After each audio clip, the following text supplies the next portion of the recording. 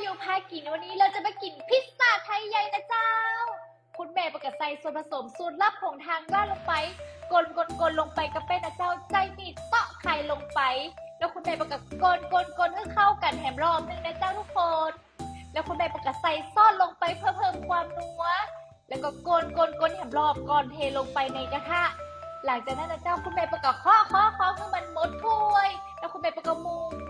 นะเจ้าให้มันเต็มกระทะแล้วใส่ผักเป็นท็อปปิ้งลงไปจะมีกะหล่ำนะเจ้าแล้วก็ผักกำปือใส่ลงไปให้มันเต็มกระทะนะเจ้าแล้วก็เอาไปนึ่งให้มันห่อนะเจ้านึ่งกันสัก2-3 นาทีนะคะโอ้โหเสร็จแล้วนะเจ้าทุกคนอุ้ยน่ากินขนาดเลยเจ้ากินห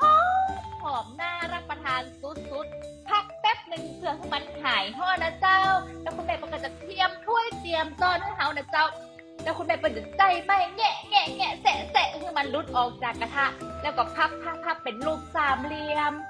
โอ้โหน่ากินขนาดเลยเจ้าทุกคนกินมันถึงหอมเหมาะขนาดแล้วพอมาจิ้มกันนะเจ้าทุกคนรสชาติจะเป็นจะได้เผ็ดนิดเค็มห